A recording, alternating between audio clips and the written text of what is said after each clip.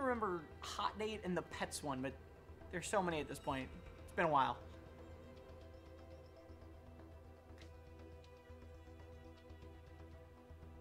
In what year did Steam officially start supporting Linux?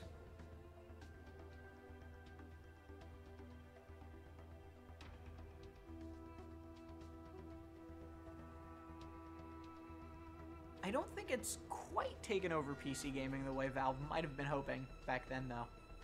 What is the name of the talking skull in The Curse of Monkey Island?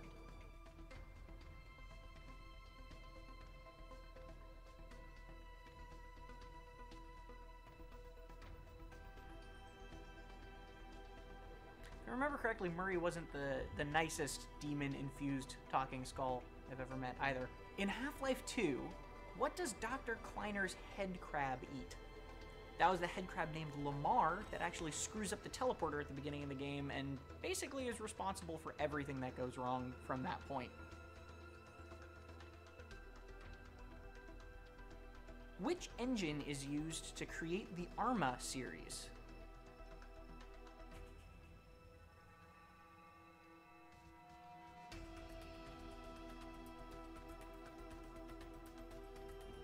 They're now actually already on RV4 for Arma 3. Which of these was not a weapon in No One Lives Forever 2? Good morning again, ladies and gentlemen. Welcome. We'd ask that you take a look at your current seating section and ensure that if you are a sponsor, you are seated in a sponsor seating section and gamer seating in a gaming seating section. We also have additional gamer seating in the balcony. Thank you so much. Our show will begin momentarily.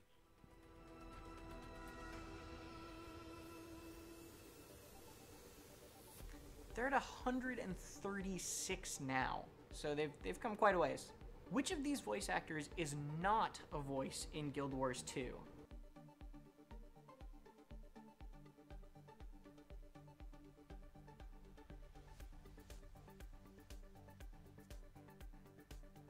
Roger Craig Smith was the voice of Ezio Auditore, and it's kind of actually hard to find a voice actor who wasn't in Guild Wars 2. There are so many of them. In Team Fortress Classic, every character carried a special grenade. What was the Spy's?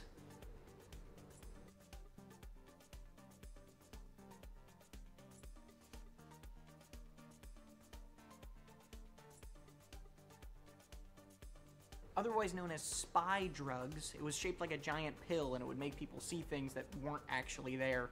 In EVE Online, what is the name of the elected player council that interacts with the developers? It seems like a hard job. That's a cutthroat game, and to be the representative, I wouldn't want to do that.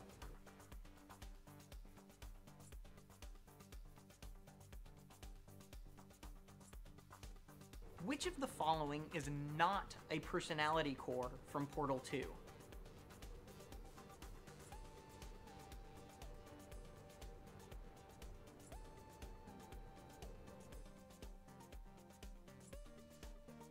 There was a Curiosity Core, it was one of my favorites, but it was actually in the first game from the GLaDOS fight there. In Spelunky, which of these items is worth the most money? Of course, diamonds are worth more than all of those, but, you know.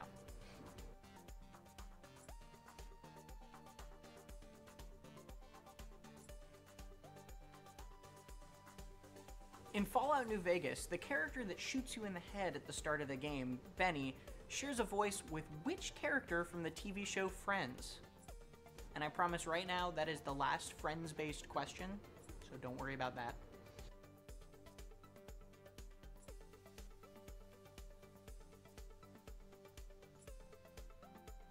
Finish the final line from Sid Meier's Alpha Centauri with a swell of blank and blank in place of the expected triumphalism.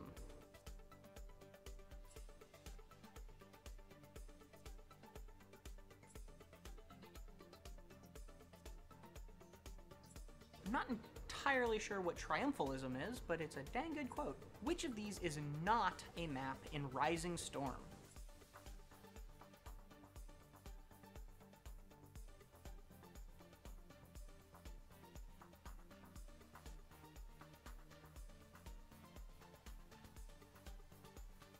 This scandalous CSGO skin is the only one with the contraband rarity level.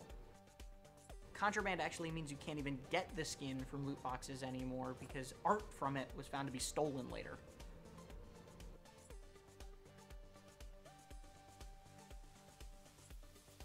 This now defunct developer created the Star Control series.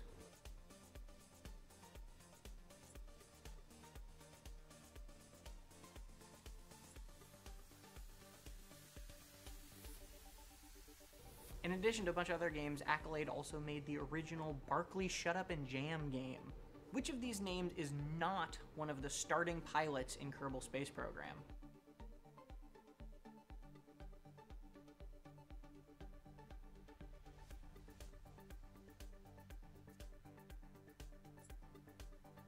I feel like Jebediah is a gimme. Everyone knows Jeb from Kerbal Space Program. That's common knowledge at this point. What game evolved out of a student project called Narbacular Drop?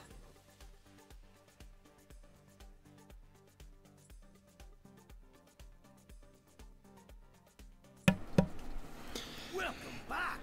Hey everybody, this is Rydo. It's early in the morning for my time zone, particularly considering what Digital Devolver did last night, late into the night. I only watched 2 hours of their rubbish stream that had nothing to do with video games, and then I finally gave up. So somehow, through some small miracle, I woke up early enough to watch the PC gaming show. Otherwise, I said I wasn't even going to bother to watch it. So I've decided to, since I'm up, watch it and stream it and comment on it, and if people want to get on the chat and talk with me, that's fine too, and play a little bit of Hearthstone while we're doing that, which has been my preferred distraction method as going through this. These streams often aren't, they haven't proved to be very jam-packed with information. Now I will say the Xbox stream did have a lot of stuff to watch, but the EA stream was ridiculously boring and set the bar very low. And I think still the EA stream has the original minigun being Sasha, so I don't know why the prize for being the worst stream, considering how EA is a very old company and they could have just re-released old things like Magic Carpet and tons of other games, or they could have teased trailers for having some projects for some remakes. That might have thrown some people off. Which gave us Quake 3, Unreal Tournament, and they had stuff to talk about at the very least.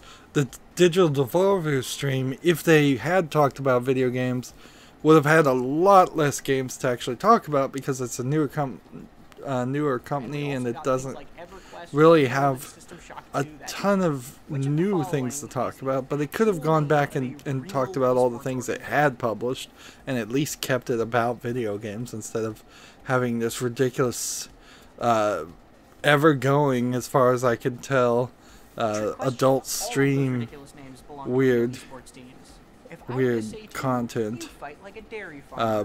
What would the correct response be?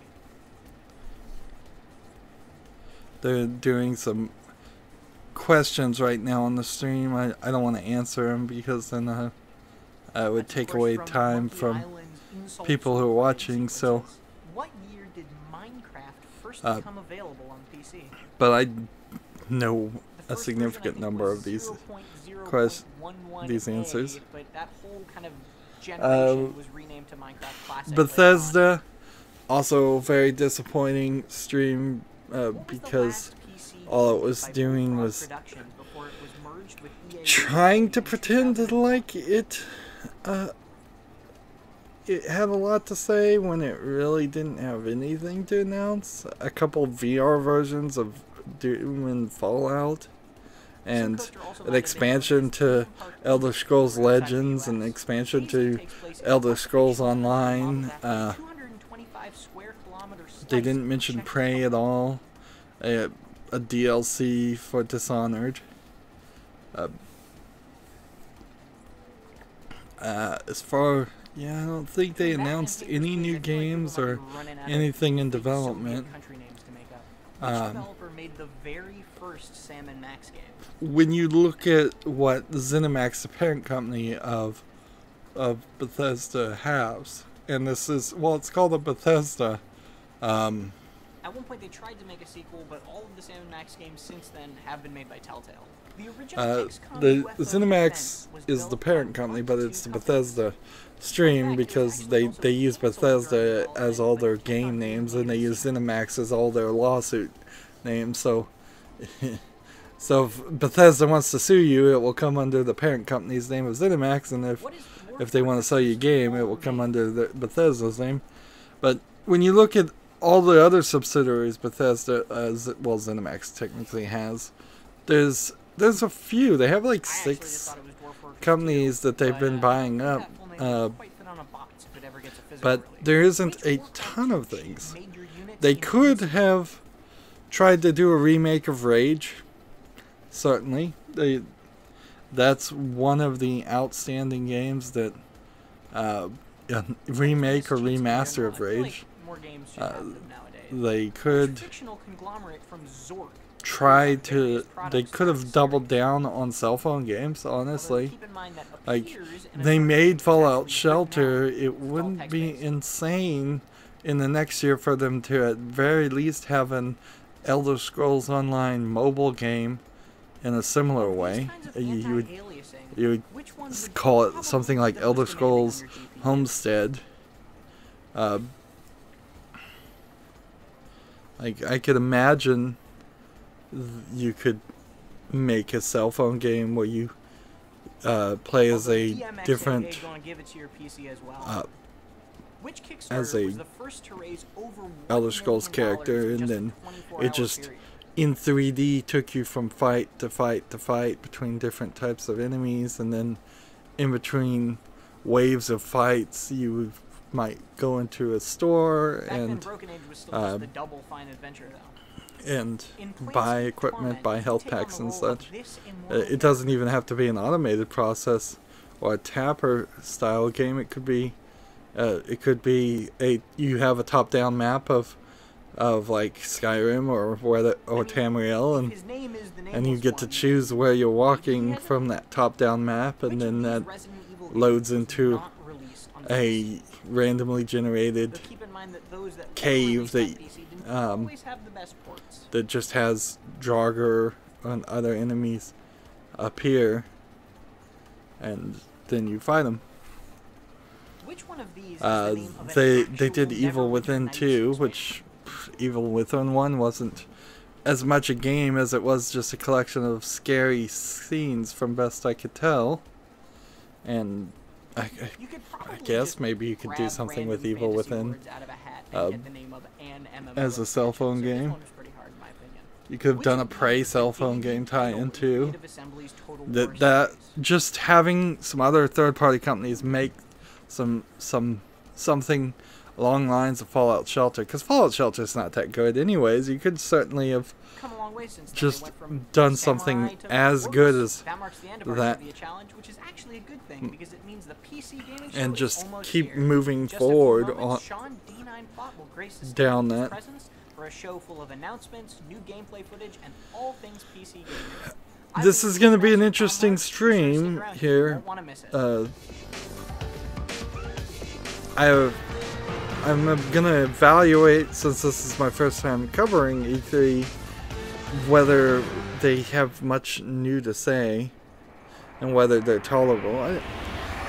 In the times I've seen Sean Day9 stream, he's not awful. The personal computer. Well, it's not just a box or a station, right? And maybe if he stays on script, he'll even be good. And you don't just use your PC, you're its keeper. You're responsible for it. I still can't buy into water cooling for normal people. We turn the screws. It seems we clean too the fans, dangerous. We thread the cables. It's got your fingerprints on it, and that has a special kind of pride. It shouldn't have your fingerprints on it. Oil will cause thermal variation and potentially even shorts. Reflexes.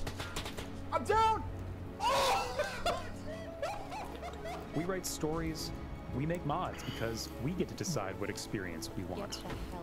The ironic thing is, God any bless you, modders. super popular PCs are streamer scaffolding for our imagination. is probably That's not what building PC their own means to us, computer.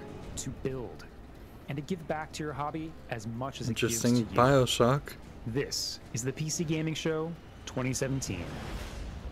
Powered by Intel, so everything's gonna be Intel, which, alright, fair enough. Video games always favor Intel anyways. Wow, he actually looks kind of good in the suit. Ah, yes. You're doing woo. That's excellent. I'm your host, Sean Day9 Plot, and if you have never been to this show before, it's simple. We have a slew of incredible guests who are going to talk about all their upcoming games, one after the other. So Alright, that I'd like to sounds warmly good. welcome all of you for coming out to the beautiful Ace Hotel Theater in downtown Los Angeles. Twitch chat, it's a pleasure to have you here. This is a consistent problem that even I am doing right now, is that he starts off by day 9, he gets so big, they eventually just move to their real name.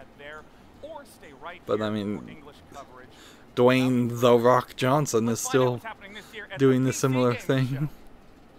Although I think now he's dropped The Rock. Theater at Ace Hotel in downtown Los Angeles, California. Coming up, Intel explores the future of PC gaming. New announcements from Xbox. Jordan Weissman, the creator of MechWarrior, gives a first ever look at BattleTech's campaign. New footage for Middle-earth, Shadow of War. A new game from Play Entertainment. New. Interesting. New gameplay from Total War. I recently just played a game from Clay Entertainment. New announcements of PlayerUnknown's Battlegrounds. An exciting reveal from Tripwire Interactive. This is an interesting way to do a conference to just tease everything at the beginning. They didn't do that with any of the other streams. Let's talk about our very first game. It is an expansion to the legendary and infamous turn-based strategy game, XCOM 2. Let's take a look. An expansion to XCOM 2 doesn't particularly entertain me, so I'm going to start playing Hearthstone now. I'm trying to get my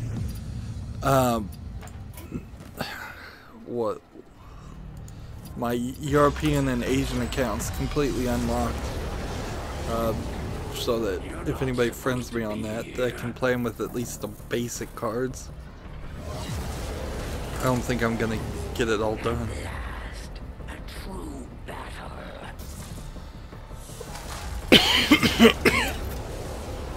Excuse me.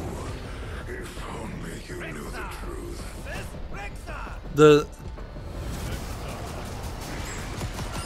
The weird thing with XCOM is it's a turn-based strategy game. Or at least this doesn't look like that, I know, but that's what it has been up to this point. Too bad they hate each other.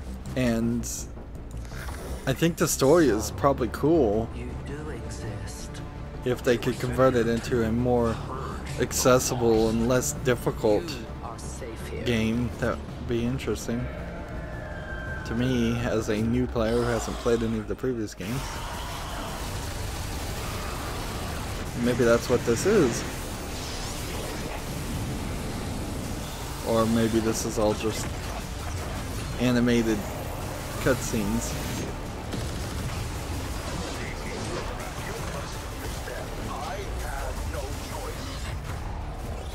That can't be good. Advent Mohammed. I suppose we should begin then. Now the real war begins.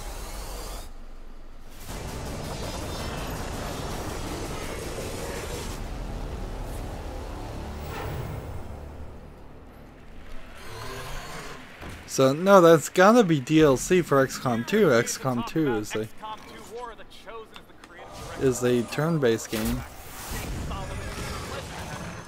This is very exciting. We finally get to talk about this. So yes, very fun. Thank you for having us. Well, then tell us what is. Now, none of the streams up to this point have actually sat down a person who created the game and has like an actual hand in it. As far as it felt, it's always been CEOs, head of marketing, people who just give these pre-written speeches and don't even sound that interested.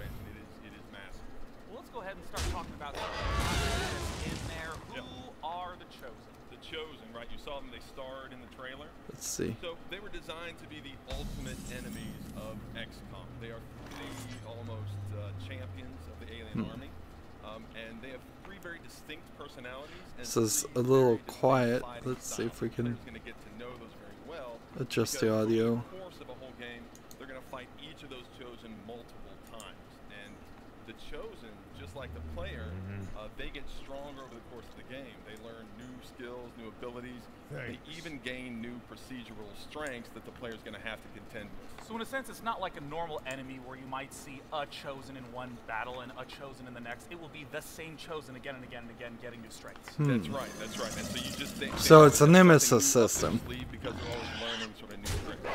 It's a hero system. It's a nemesis system. Walk me through who the Chosen are and what these strengths and weaknesses might be. Yeah. So this may be the very beginning of games finally catching up with stealing the ideas of the nemesis system from Shadow of Mordor. It's surprising it's taken this long, honestly. A natural expression of identity. We're bringing back some familiar elements from earlier games, yes. And so, but combat-wise, she's a mix of stealth and close-quarters combat. She can vanish from sight. She uses that to get in close on the soldier. So, like the other Chosen, she's very powerful, and she has a sort of unique fighting style that the player hasn't seen before. And we've talked about this new obstacle in the form of the Chosen. You know, mentioned the assassin. Who are the other two? The problem here is what they're presenting is not what the game is.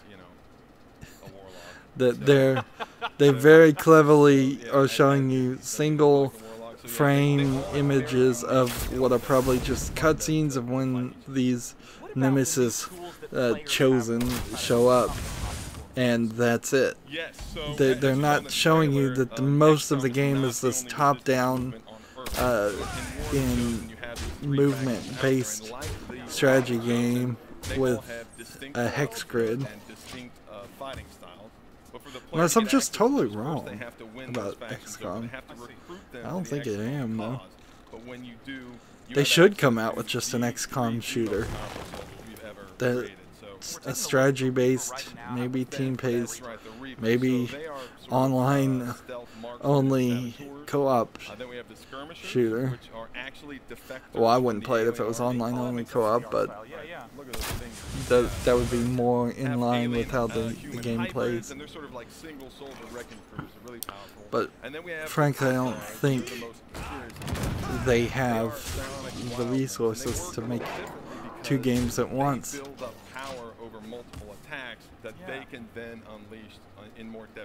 So it's sort of like a mini. It's kind of the problem with, in the old days, StarCraft.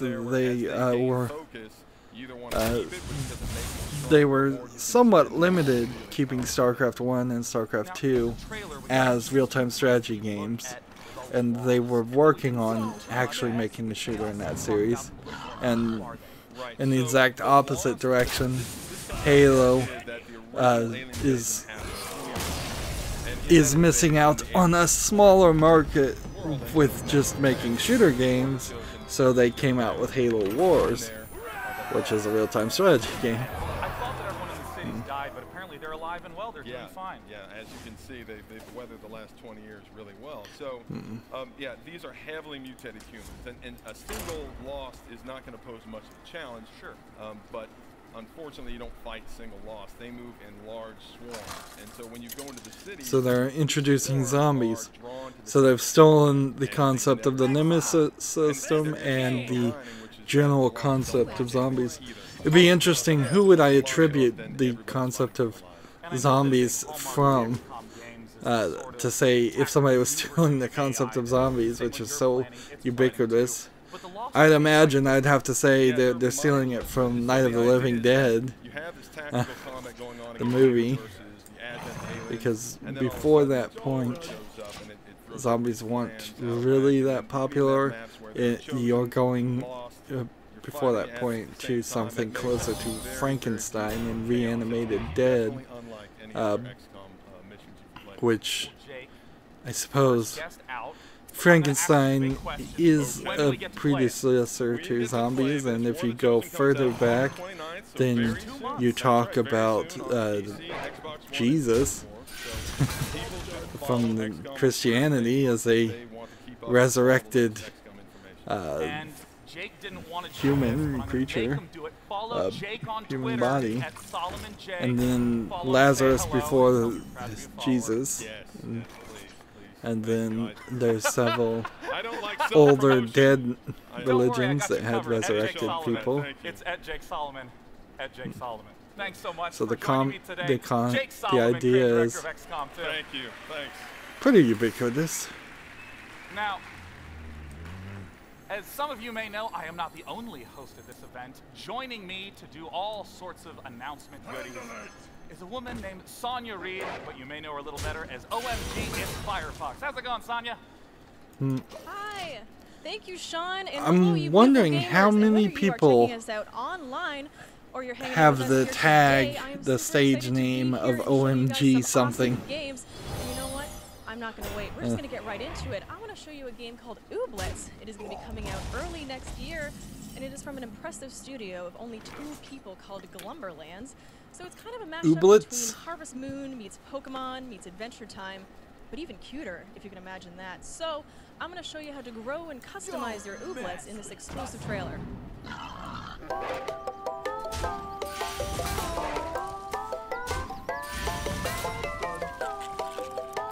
So, while a lot of it hasn't been announced yet, we're gonna probably see 3 to maybe 4 or 5 games released in a very short time like this. Because I know there's also a Harvest Moon game coming to PC. Stardew Valley will probably get a big update. I wouldn't be surprised if there's 2, maybe 3 other ones that haven't even just been announced yet. This is a slightly faster reaction to Stardew Valley being successful.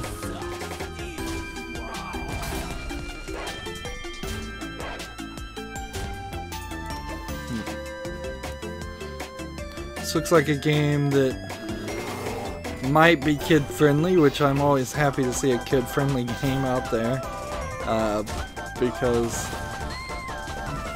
they don't really even care. If you go back and look at all the previous streams, like, none of them are kid-friendly. In fact, probably none of them are even teen-friendly. That they're all potentially just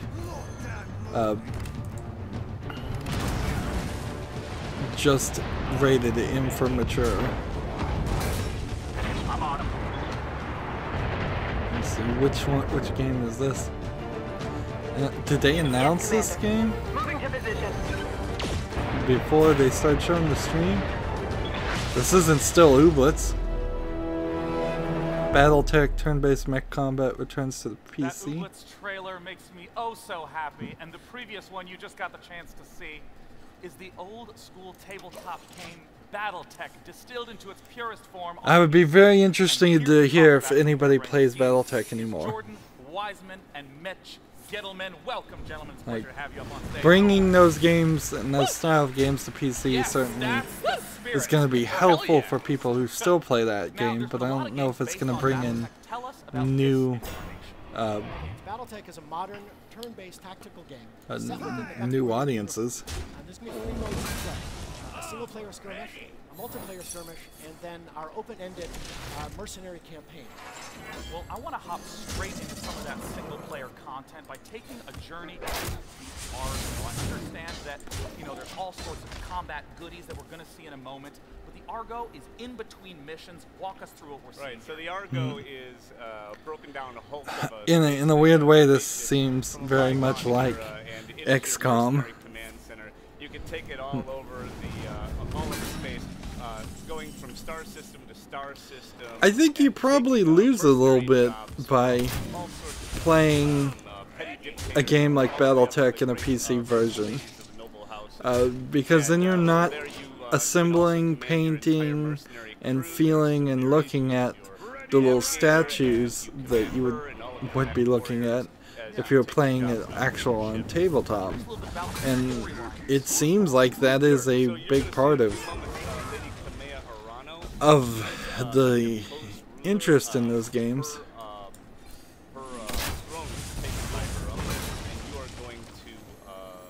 Jump in and help her. Of course, it's been plunged. The whole space has been plunged into a civil war. And these, of course, are the tools of negotiation and diplomacy called battle mechs. And here in the mech bay, which is one of the key components of the Argo, one of the things you would want to see is a ton of customization and the ability to change colors and make mechs look really, really different. There was a game that they recently came out with that had a side game where you painted your little figurines, and the side game where you painted the figurines was reviewed really well, and the actual game where you used the figurines didn't really review that well at all. So I could see maybe next year a few more games that are based off tabletop games that heavily focus on painting the figurines. And You can still play the open-ended campaign, traveling around doing whatever you want. And there are the battle mechs. Yes, now we're going to get a chance to look at the combat itself. I suppose if you've played StarCraft, if you've played Warcraft, which it would be nice if they re-released the original Warcrafts, and I'm not talking World of Warcraft, the MMO, I'm talking the original DOS-based Warcraft, Orcs vs. Humans. I suppose if you played all the other real-time strategies, this would be a nice new one. Instead, they have 11 different armor locations. There's internal structure. They have the internal components, these critical slots filled with all sorts of important pieces. Normally, you'd see a game like this. It would be one player inside the machine with hundreds of switches that you have to actually control, and a first-person perspective trying to play the game. And they've gotten away from that, at least. When you're talking mechs, though, you're really talking a Japanese market that I don't understand. So they may very well be trying to sell an American game here to a Japanese market that loves mechs.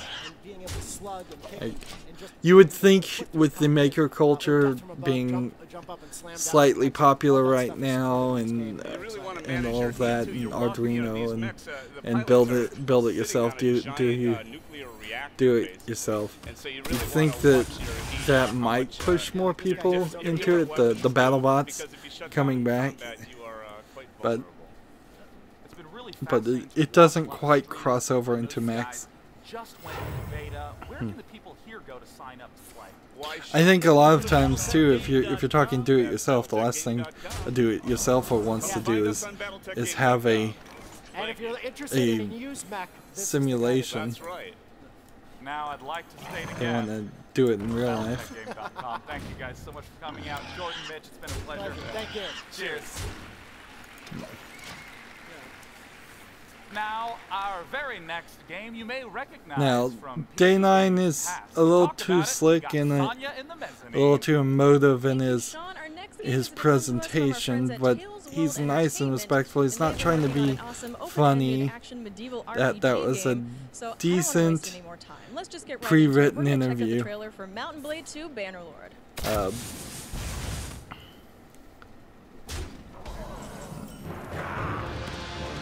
Here we go, Mountain Blade 2. I see this on sale or mentioned a lot on Steam. It always strikes me as a game with a very small audience or possibly no audience at all.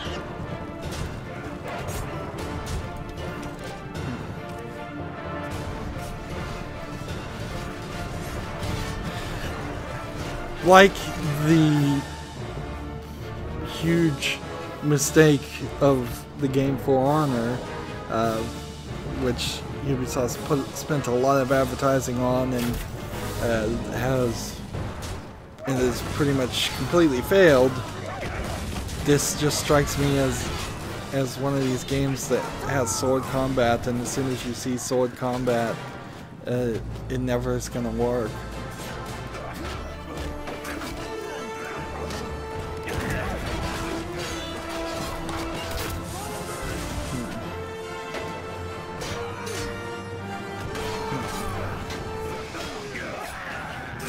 See, the only way I'd want to play a game of sword combat is if it was a very story-oriented, every interaction pre-programmed style of game, not this general running around with some AI troops supposedly following his instructions.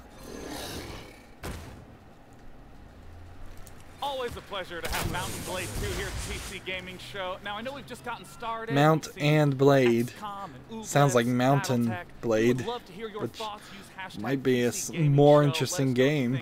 There's a blade in the mountain, like Excalibur, his sword in the stone. Some of you on Twitter really need to pull it together. But either way, we'd be thrilled to hear your thoughts. Coming up next week, This is odd. The PC Gaming Show is being hosted by Day 9, but it's from PC Gamer, which has a podcast, and their editors and the people that work at PC Gamer, not Day 9, who doesn't work there as far as I know, they do a podcast every week, and they could have been up here, but they choose not to. It's kind of like they have the name and they just hire out for everything else. There's 4 new factions, is there? Yep, 4 new factions, yep. I thought there were 2 big ones we were talking about. No, well, we're focusing on the High Elves. How written is that? But there's the Dark Elves as well, and another 4th race which we Let the hunt begins. Bring it on! Well, Al, talk to us a little bit about the High Elves and the Lizard. Right, so they're both essentially... Is this still Mountain Blade? No, this is a different game. They move too fast. They need a breath in between the presentations. All they really needed to do is have Day 9 or someone else say, "Everybody put your hands together, please welcome creator of this game to the stage," and then just allow the people to clap. But it seems like what they're doing is, in the 1 second that one person gets out of the chair, they move the next person into the chair.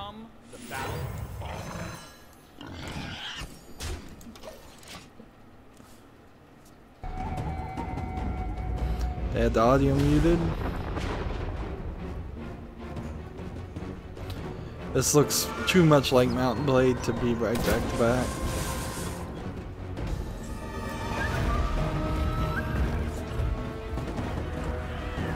So I'm seeing a cutscene right now of this game I've never seen before, and I'm wondering, how does this game actually play?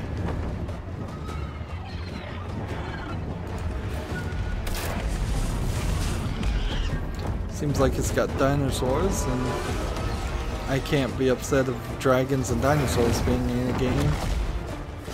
I mean, they play well. Anytime you add a big creature, though, you run into problems. Total War Warhammer? That's Total War Warhammer? I wouldn't have guessed that. September 28th, Al. That is the first time I think we've got the chance to see that official release date. Yep, we're announcing that today. We're officially out on the 28th of September, so we're available for pre-orders now. We've got So it feels like different people wrote the interviews and gave it to Day 9, and Day 9 just went, okay, I'll say whatever you want me to say. Which is, I guess, sometimes what you want in a presenter. Is just can you effectively say what we want you to say without breaking into a tirade or veering off subject.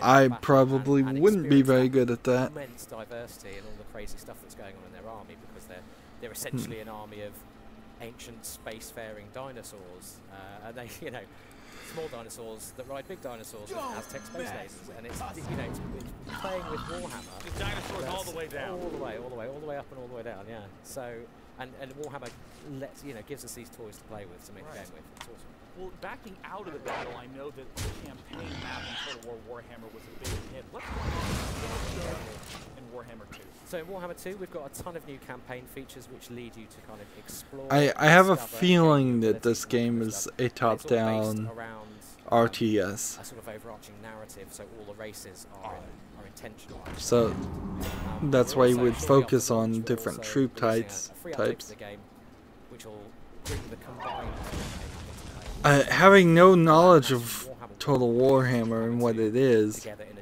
I kind of feel left. Well, I understand you have a presence here at E3, not just in this show, but also on the floor. What are players going to get the chance to play? How would I put this? I feel like there's no story there because I don't know the story, and I don't think that's a fair thing to really say. But so if you get a chance, go play. It's really good fun. Well, Al, I want to thank you for coming out. That's how I would describe it. Once again, feel free to check it out on the E3 floor, or if you're at home, there'll be tons of footage and updates about the Battle of the Fallen Gates.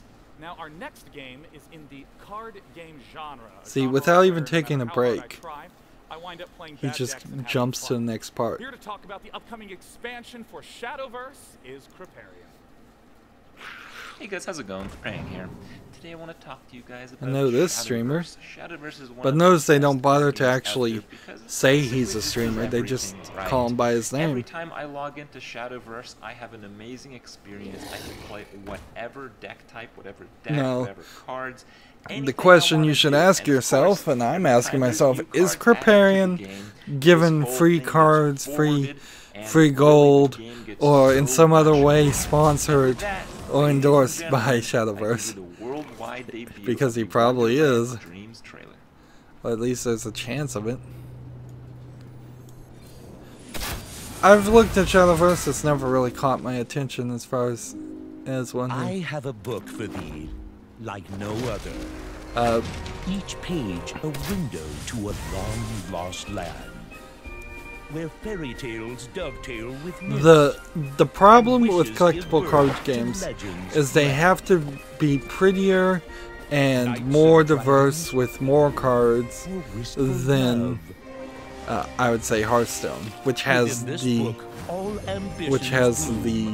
funding of Activision Blizzard behind it.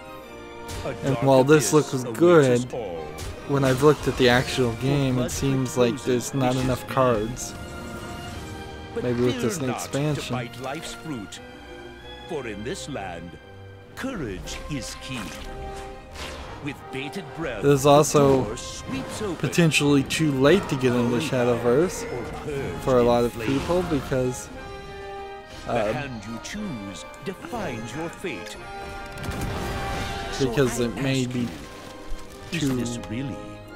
There may have been too many cards and too many expansions. A good example of that is Kriparian himself has said he spends $1,500 per expansion on card packs in Hearthstone, and he still can't get a complete collection in the gold version. he recently converted all his extra cards into dust to make new cards using dust, and he'd been saving that up for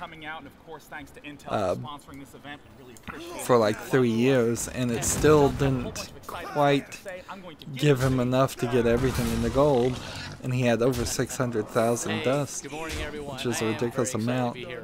And I'm very excited to talk to the PC gaming community about all the that being said, Fable Fortunes might be one you want to try, because if Microsoft is really going to put some effort behind it and some money behind it, although I don't know if they are. Elder Scrolls Legends may be one you want to try, because there's compared to World of Warcraft's backstory, I would assume that Elder Scrolls has potentially equal, if not even better.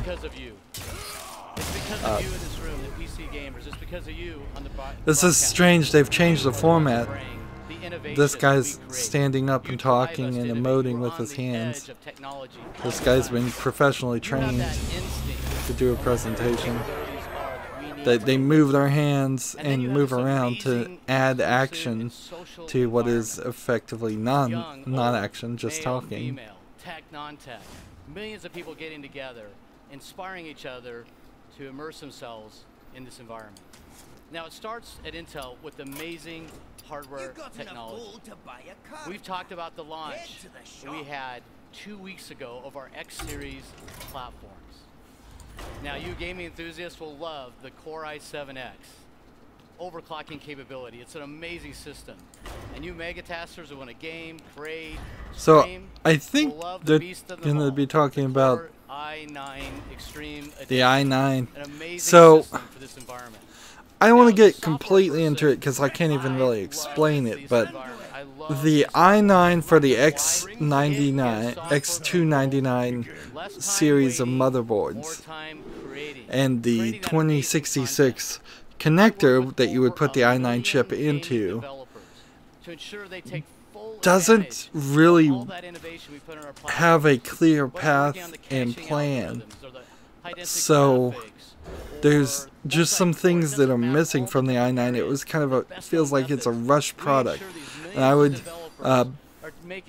recommend people search the Linus Tech Tips video talking about the i9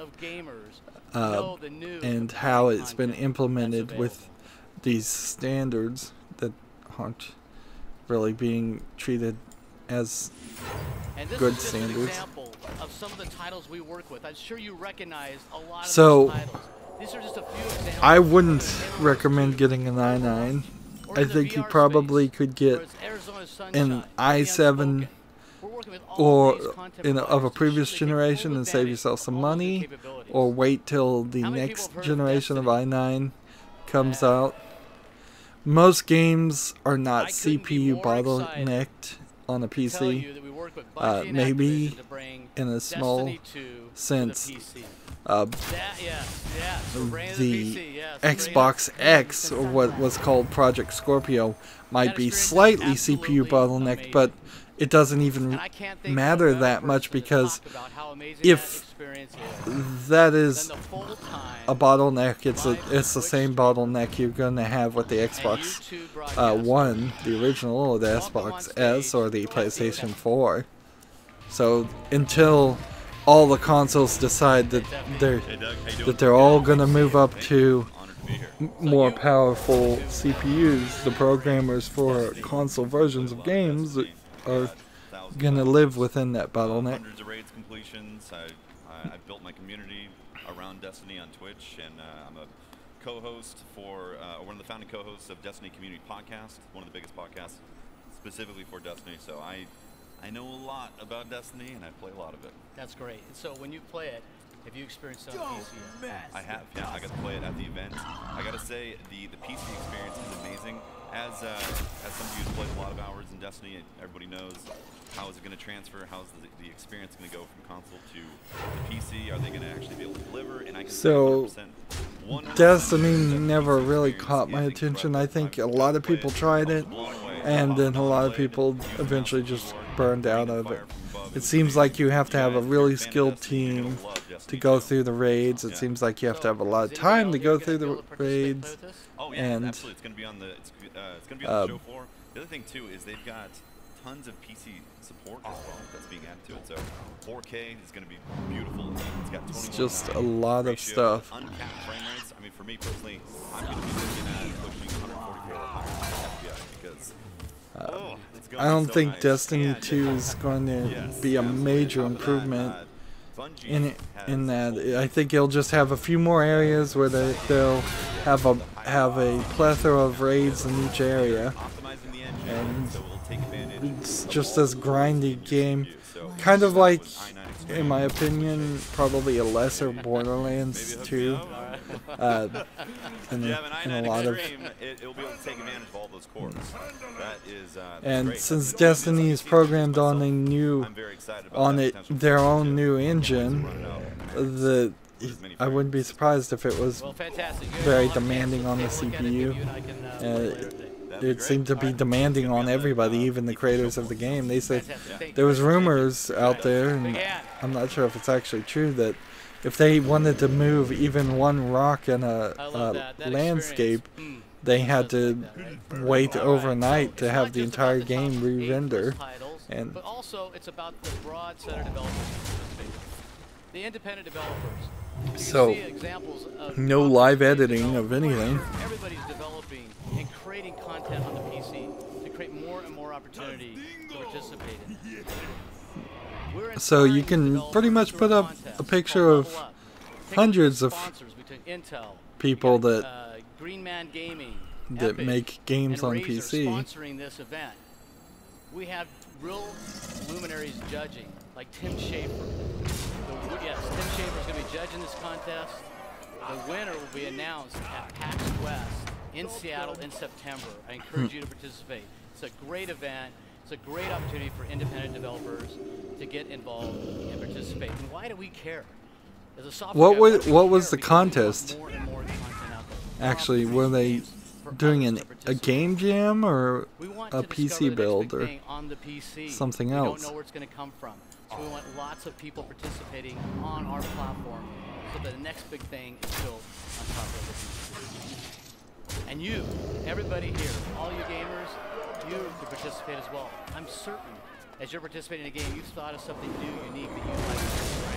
In reality, this is your opportunity to be one of those developers as well, or at least influence one of those developers. And create that amazing immersive... Had to correct himself there. Gamer, content creator, or even esports. Immersive experiences. Now, speaking of esports, we had two exciting announcements today in the esports arena. Pun intended. With ESL. The first being, we have a landmark deal with ESL.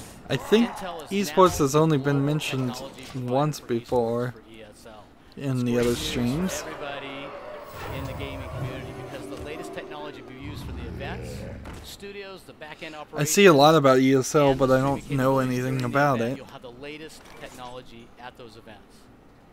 Now, the thing I love about sports, and I'm a traditional sports admirer as well, is they have this tradition around these things called the Grand Slam. Tennis, golf, rugby. They have a Grand Slam. And there's no reason we can't have that. I think a lot of people are trying to make esports a thing, and it's going to be a thing certainly, but probably not as big as they think or they hope. Will be the Grand Slam winner. They'll collect their traditional prize, but in addition, they'll get another $1 million bonus for being the Grand Slam winner. $1 million. All right.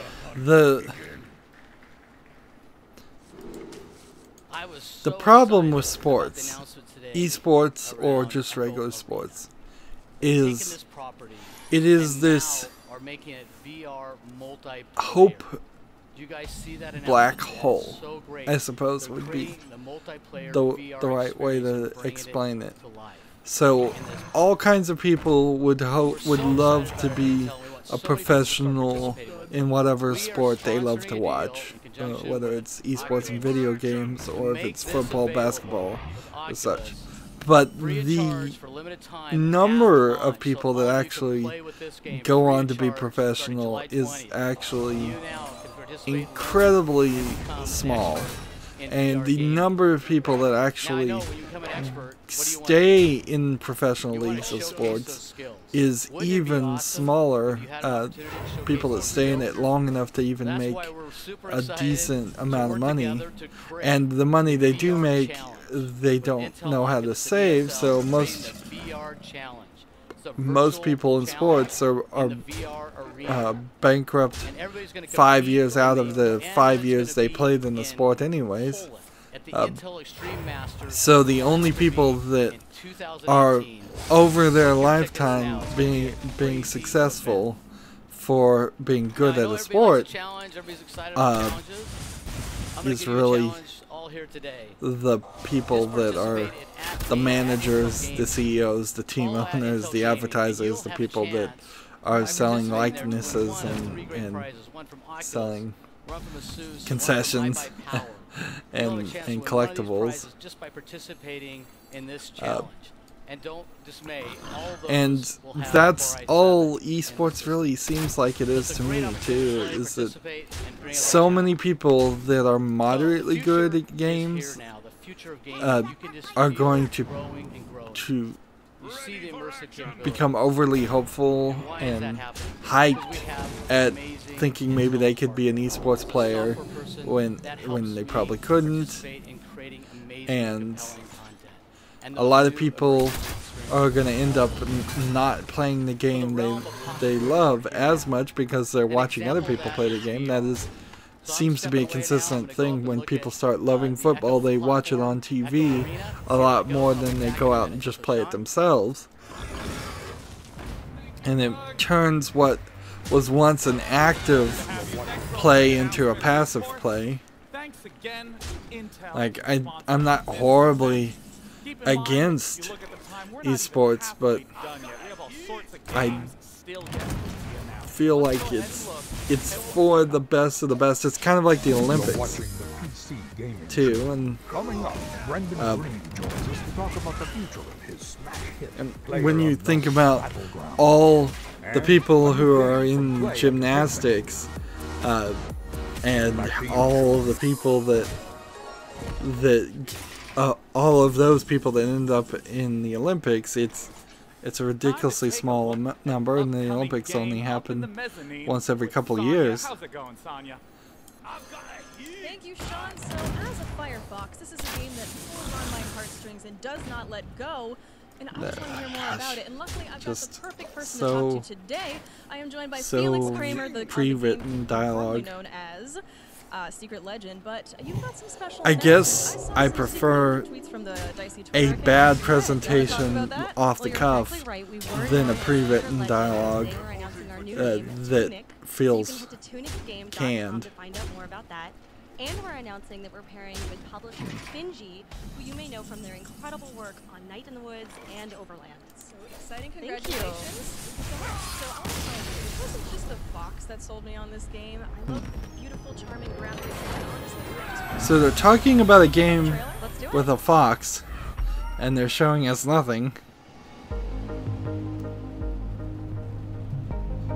This is rhyme. No, this isn't rhyme. Okay, it looks slightly interesting.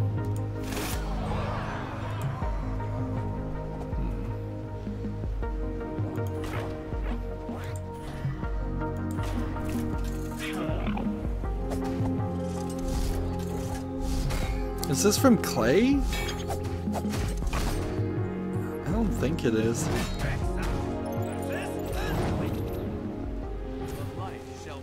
Well, from that 5-second fight there, I suspect this game might look cutesy and then turn out to be incredibly difficult. It's called Tunic. Yeah, that looks very much like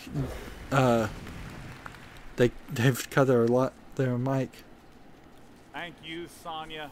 Now, our next title that we'll be talking about is honestly a huge surprise hit, having just surpassed 3 million sales. You may recognize it. What was that one called? Titan Souls, yeah. That looks like a longer version, more open world, more more to do Titan Souls game. Yeah. I don't know why we can't just have some kid-friendly games that actually look kid-friendly instead of having incredibly hard games that look kid-friendly. Thank you for the experiences, both of the joy of winning and the, well, I guess the joy of a bullet flying. So, I said it in a previous stream, I'll say it again. PlayerUnknown's Battlegrounds strikes me as something that's really popular amongst video game critics and reviewers because they have probably the time and the number of people to work in teams to play the game, but I'm not sure it really is translated to just regular people. So yeah, no, but our current focus is really just get the game competitive and stable. So suddenly fences are no longer the most impossible object in the game. You can climb over them. Yeah. So our content programmer Marek, he's done a really great job getting this system to be dynamic. So it doesn't matter what object you're in front of. I feel like this game in particular is gonna need some story. It's going to need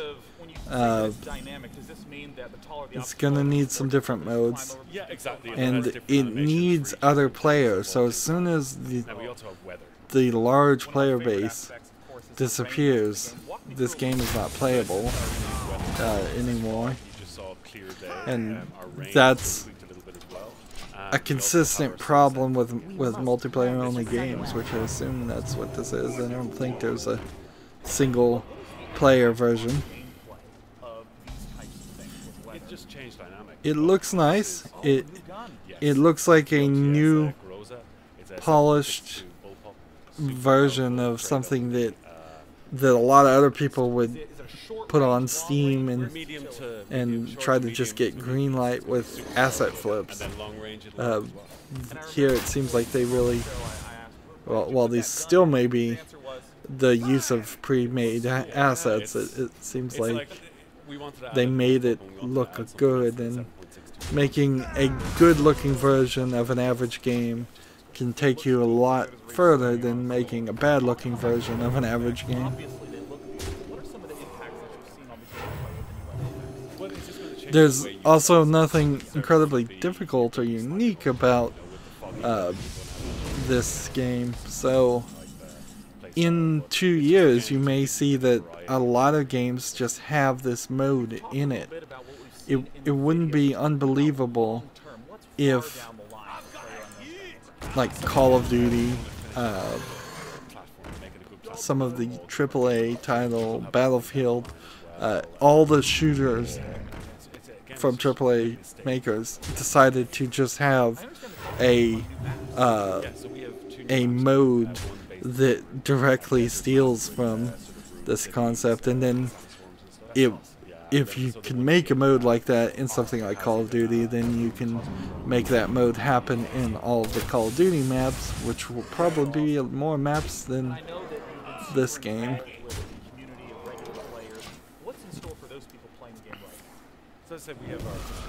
There's almost a constant flow of PC games that are popular to stream and coming on.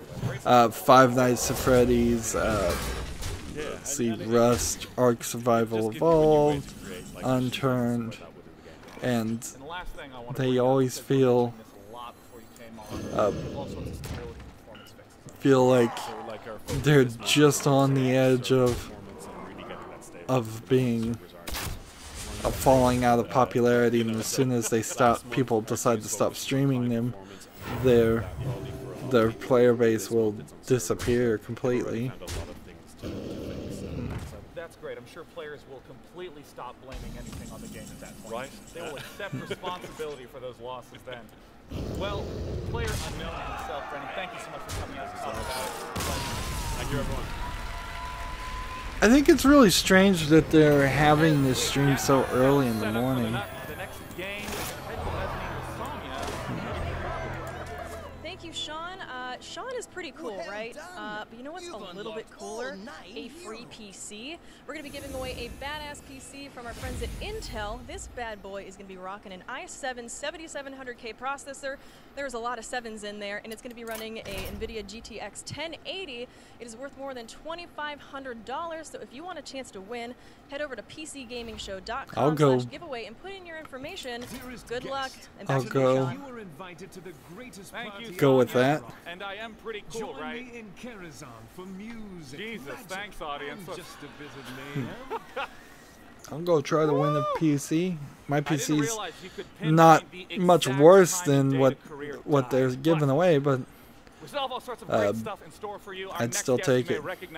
So I'm going through the European setup here, and I want to point out that I just unlocked all the characters in practice mode, and they want me to reset now to the One Night in Karazhan and the year of the mammoth. Is that what we're on? So you have to unlock every single character in practice mode, which means it takes you probably 3 or 4 days before you can actually get into the game, and just now I'm into Wild. And they're explaining what Wild is. And up until this point, you just couldn't do anything.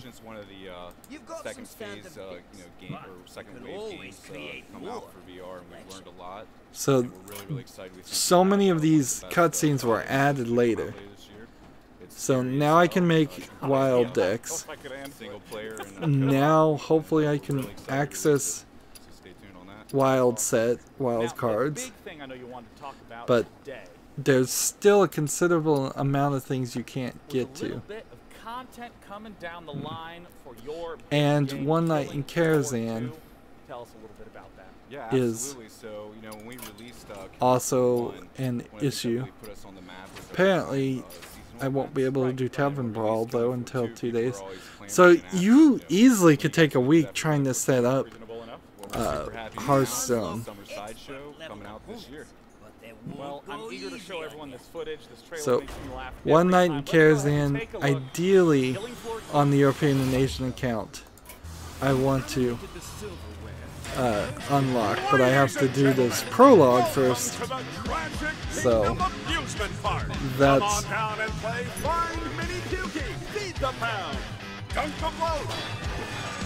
Alright, well they've certainly gone a different direction in this trailer.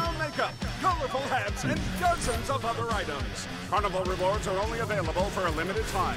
See the adorable pinhead and marvel at the mighty strong. So yeah, Hearthstone's initial setup is awful. It's really, really bad. If you just want to play, just give me some basic cards and let me play my friends.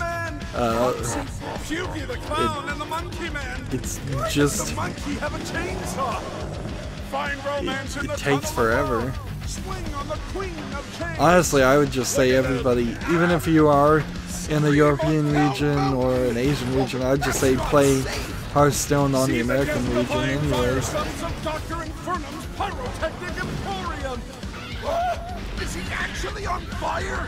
Why is that person on fire? Earn new achievements and try out the new HC-12 shotgun and tactical lever-action rifle. Why do you need a shotgun at a carnival? I don't care, it's unlockable. Why does the carnival cleanup crew need hazmat suits? No, no, I'm done. This is a horror show. I'm getting out of here. If you can hear this, run! Warning. News and outbreaks and variants and behavior detected. Be alert for new challenges, modes, and threats in the weekly outbreaks.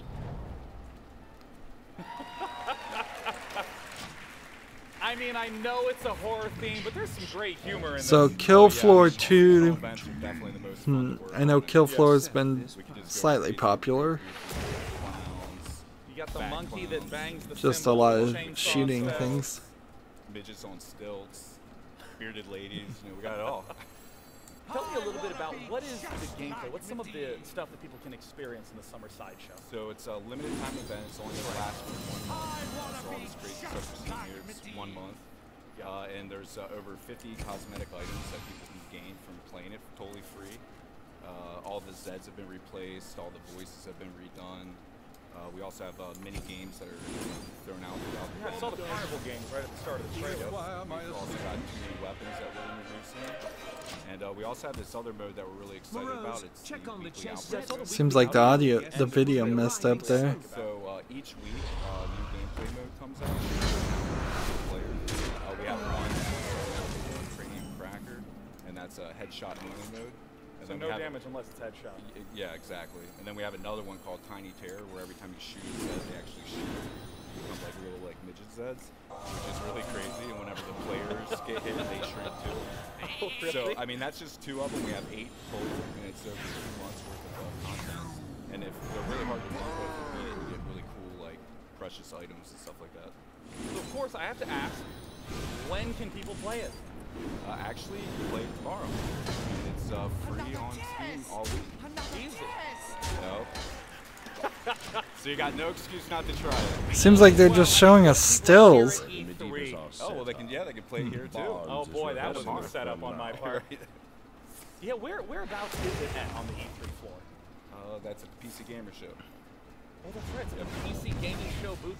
We have our own booth. Oh. I'm glad that 2 of you are very excited to hear that. The first of many, right? This is going to become a tradition. Indubitably. Yeah. I'm not in charge of the budget, so yes, of course. Well, I want to say, Bill, thank you so much for coming out. Congrats on all the projects and the progress. Bill Monk from Tripwire Interactive. Thank you. Do I want to do this? Let's head back up to the mezzanine for a little bit of social with Sonya. This year's PC Gaming Show is being broadcast on more platforms than ever before. We are on Steam, we are on Facebook and Twitch and Mixer. We are all over the place. This is awesome. And guys, if you're on Mixer, you gotta sweet talk the mods a little bit. Be kind of nice to them because they're gonna be giving away games throughout the entire show. Unfortunately, no free games for day 9. Sorry. Back to you, Sean. Wouldn't be surprised if day 9 has way too many games. Now, if any of you got the chance to see the conferences leading up to today, there's a lot of exciting stuff. I would make the argument that day 9 probably succeeds as a streamer because he just looks good and speaks and stays out of trouble. Is the creative director of Forza Motorsport from Turn 10, Bill Giese. Come here, Bill. This. And, yeah, Bill, congratulations. Thank you. This. The announcement yesterday must have been really exciting for you guys. Yes. We revealed a car to the world. Not an in-game car. No, an actual car. That's normally saved for car shows like Geneva and Paris. Yeah. We revealed a car here at E3. Porsche 911 GT2 RS to the world yesterday. I had a chance to play the previous Forza Motorsport games, and they always struck me as a racing game not focused on being cartoonish or strapping guns to the car. Yeah, that was pretty crazy, revealing a actual car. I don't think it's gonna. It's really gonna help. To really recreate that feeling of riding a car. All the cars, over 700 cars, every single one of them, they're gonna rattle and shake. It's gonna scare the crap out of you. What are some of the things that you've done to bring that experience to PC? Well, going to PC has been awesome. Not only will it have mouse and keyboard support, but with multi-USB, we have every fan requested wheel on the market. And it's been exciting for the team. That's a lot of USB It's a lot devices. of wheels, let me tell you. And we've been testing that. Last week alone, we brought in any USB device we had, and we played on a Guitar Hero guitar and a DDR pad. Now you're not going to So Forza allows any USB device to connect to it. So if you have a driving wheel that uses USB and for some reason didn't work before, they're saying that they've worked really hard to get it to work. The real issue here is that last time I had any kind of gaming controller like a steering wheel or a joystick, they were using joystick connectors, gamepad connectors that just aren't in PC before things that existed before USB. Bring the vomit bag and come on and check it out. It looks awesome. Well, awesome, Bill. Thanks so much for sharing with us. Thank you. Thank you, everybody. I'm incredibly excited of all the this. stuff Microsoft's doing. You just got the chance to look at Forza, and now coming onto the stage, I am replacing Bill with Ted Timmons, the PC design lead at Rare, to talk about Sea of Thieves. Come on out, Ted. You can see. Hey, Sean. Ted Timmons. Thanks for having me. Welcome. It's a pleasure. So, Ted, talk to me a little bit about what is Sea of Thieves. Yeah, so we feel like we've made the pirate game we've always wanted with Sega around the ocean, crewmates. Basically, it's Pirates of the Caribbean. It's good. What are some of the things that you're showcasing here at E3 again? Yeah, so for anyone who didn't see the briefing yesterday, we showed off great new features like Rydo map storms and firing yourself out of cannons. A common pirate pastime. Yeah, pretty known. Now, I had to ask the same question to Forza. Sea of Thieves still doesn't really entertain me. It's like it doesn't interest me. Is the first thing I should say. My personal favorite. Your favorite resolution? Yeah, one of the top 3 favorite resolutions. Yeah, through there with 32:9 and 16:9 as well, probably. I just don't. It just doesn't catch my attention. It's weird. Like, when I want to play a pirate game, the thing is I want to play a pirate game that's around a pirate stories, not a pirate game that's around running around and shooting and sword play. It's back to the sword play, and it doesn't feel like there's a actual story in Sea of Thieves. It feels like it's just a random thing. So I want to point out now I've gone through the prologue of One Night in Extremis, specifically on the European account, which is the new account. So I can click here and buy this for 700 gold, which I don't have. So I'm going to have to figure out a way over time to earn 700 gold and get that first section of this adventure before this adventure One Night in Kazan becomes banned. And as for other cards, we have Whisper of the Old Gods and several other cards, but if we wanted to go into crafting mode, we should now be able to make some of the wild sets. So all of these cards on the European account would have to see. Can I just search wild? No. All the cards in Goblins versus Gnomes, all of the ones in Leagues of Explorers, all of the ones in Grand Tournament, all of the ones in Black Rock Mountain, all the ones in Extremis, and all of these Hall of Fame cards. I suppose there might be a way to type in maybe is wild and see if this works. Maybe it's :wild. I bet there's a tag in the search somewhere. Now, in terms of this world, this must give a kind of sense of existential crisis to all the inhabitants. No, this is just going to be things that have wild in the name. What is it like to be a person? So, you know, in a world where space wild? Yeah. The only thing you can really do is to consume endlessly, right? So there's probably a tag, but I don't know what it is. So all of those 1, 2, 3, 4, 5, 6 expansions versus 1, 2, 3, 4 expansions that aren't banned, excluding basic cards and classic cards. So you're never going to have, as a new player, a complete collection, a complete set. Right.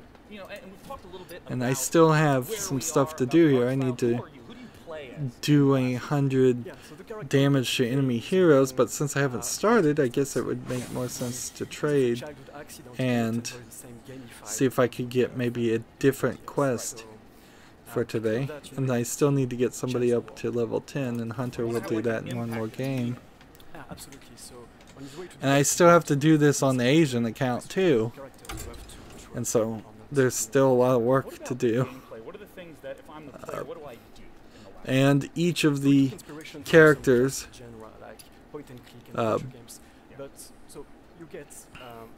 now it's telling me, while basic decks are allowed in standard, building a new deck might be more successful. Not right now, it wouldn't, because that would require you to have more cards, and I just don't have any, because it's a new account. It's so ridiculous that my cards from my America's account doesn't just transfer over. It's incredibly greedy for the rare few number of people that would actually want to play on the different accounts, so mostly just streamers. This game, still I'm not sure what it is. I've seen it described, and I guess from press packets, it was described as a platforming adventure game. Remember, like 2 days later, they'll be angry. That's fast. That must add a huge amount of playability, since the world is just changing based on we're taking a lot of pleasure to hide a lot of stuff in the city, and we hope the community will have fun to figure and get that out collectively. So. Well, again, I love the art style. I love these story-driven adventure games. Thank Of course, you so much, Tim. the last night's not showing too much so far, so it may turn out to be good, it may not be. More information about the last night. Now, this next game surprised me. I'm sure it will surprise you because they're moving fast and furious, but Arma, the realistic that still makes this presentation better than 2 other presentations done by more professional companies. Just showing trailers, showing games. It was the mother of all storms. But somehow I just knew everything was going to be... And here we have another pirate game. Being stranded on a desert island is a lot of fun. It looks a little too polygonal, too much like an attempt to be halfway 3D and halfway Minecraft. And you learn how to craft. And that's exactly what this is. It's a stranded on the island with a 3D polygonal that's just the beginning, because here you can do anything.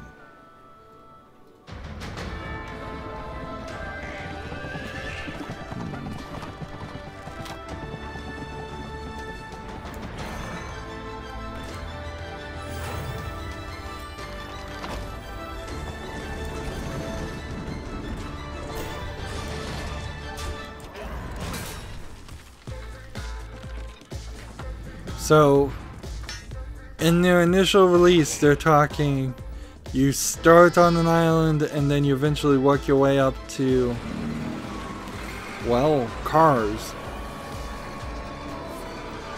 Like, there clearly is going to have to be a jump from... Islands. Explore your creativity. Islands? Islands.com. Is that I with the letter I, or is that Y? Here to join me to talk about Islands is the creative director. Way too ambitious. Welcome, Alice. Way too ambitious. Thanks for joining us today. Thanks, like, there was a Lego game So Islands is a sandbox game about that was supposed to be that ambitious and didn't you succeed. can create your own game, Really. And they eventually just kind of gave up on it. Actually, Islands stands for your lands that you create where you make the rules. And it's almost like a sandbox game, not where you're necessarily building a structure, but building an experience. Yes, exactly. Job's done. And I have to ask, given the fact So, that the style of it contrasts that written statement he just said, it's, you're not necessarily building a structure, you're building the experience, which is to say, these boats, those cars, a lot of the elements that you're seeing here aren't really built by the players. They're going to be built by the game creators, and when that support stops happening and you stop getting new things, you're left with a less than fully featured set of construction tools for landscape and buildings, and that's going to be it. Oh, really? I mean, I've assumed that it was just outside like all other editors. No, we would like players to be able to prototype their creations really quickly. Yeah. And so in the editor, the players can obviously create something new, but they can so this is, you have to go into the editor to create buildings and do any real creation. You have just a small mining ability actually in the game. That is fantastic. I mean, tell me a little bit about what it is that we're seeing right here on screen. Well, this is just some random multiplayer game. There are two guys. Initially there were three. I think one just like fell down the bridge. They are trying to get some kind of treasure, and yeah, they are setting the explosives. I mean, I want to ask about, I know you guys are here at E3. Like, when you have TT Games, the makers of the Lego games, try to do something very similar to this, and they give up after about 2 years of being in early access and just put it out for sale, kind of half finished. I can't believe this is going to work. I don't know why people even try to do this these days. Like, Minecraft is so established that I don't think it's going to be unseated ever. In a similar way that World of Warcraft is so established, I don't think you're going to get another MMO that unseats it. I hope you're as excited as I am to come up with some total nonsense when I sit down to play. Our next world exclusive is going to be up in the mezzanine with Saga. A world exclusive. Was that a world exclusive of an early access Minecraft clone? World exclusive reveal from developers Clay. You might recognize their name from. So I recently played a Clay game, not Don't Starve. The game I played was called Shank, which honestly is not a very good game, but it's a much older game. It's one of their very early creations. That seem to be more interested in animating than making an actual game in Shank. And that may still be the case. When looking from that perspective, I'm seeing a lot of cutscenes and animations here that probably play all throughout the gameplay sections.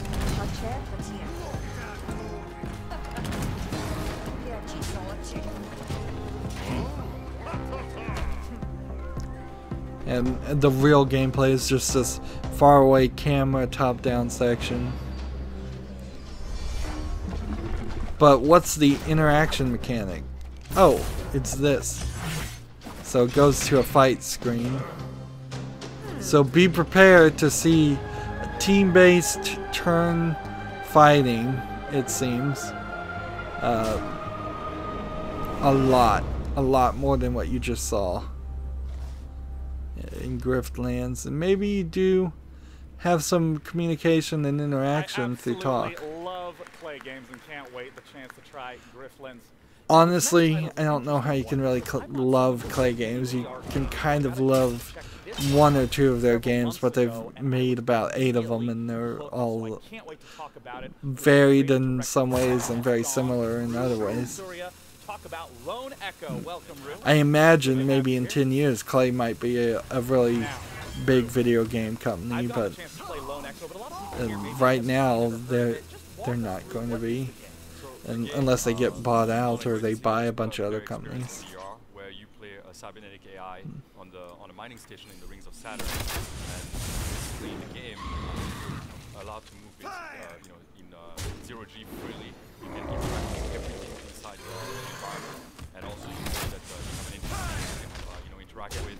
You can use your hands basically to go everywhere you need to go. This was the thing that was so amazing for me. You stand still, and then you use your arms to grab onto objects in the environment. Okay, I've seen people play this on streams, and they tried it, and then for like a week it was popular, and then people decided to stop playing it. Again, this looks like a VR game, so very few actual people that don't have VR sets aren't going to be able to afford playing it in the VR experience. I think you can play this one without VR. Actually, when we wrote the story for it, we actually had an actor in mind, somebody that. And it's kind of Minecraft based too, because you're trying to build and repair your ship. I think. I know you're disassembling other ships. How does this game work? Basically, it's a futuristic VR sport where you play, 10 people play in 2 different teams to get a disc inside each other's goals. Now, you might be a little bit confused as to how exactly that works, but don't worry. We're going to take an even closer look at what the gameplay is like. What, is he talking about a different game now?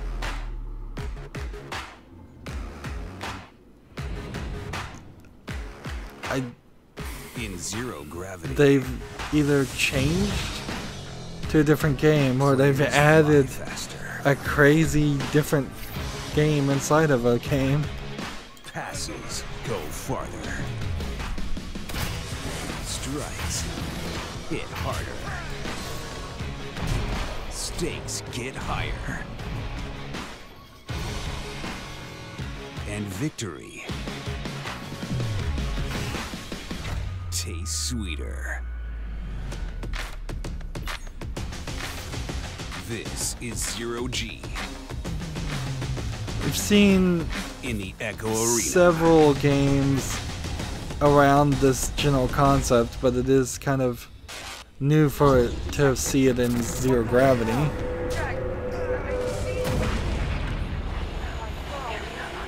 Jack, cut the panel. It is. We are up here with It's either two completely different games they're advertising at the same time, or just welcome back. Hello. Two completely different games integrated into the same game. Yeah, I'm pretty excited about that. I'm a big sports fan. So tennis, golf, rugby, they have the Grand Slam. Now we have sports. So with Intel, ASI, and DreamHack, we now have our Grand Slam. Really exciting. Sounds exciting. So I'd like to know a little bit more about Intel's involvement in this. You know, we've been there. Basic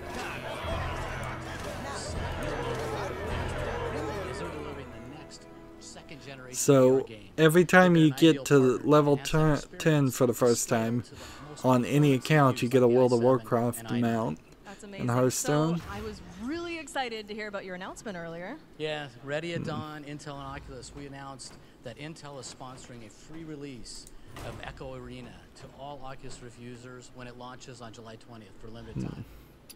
And the only thing left, I think, except for this daily quest, is to that they try and experience the future of VR and esports. So, speaking of potentially, esports, I'd really love to hear more about Intel's involvement with esports. Intel has a long history as a leader in esports. Get all of the characters up to level 10, which would take a considerable amount of time.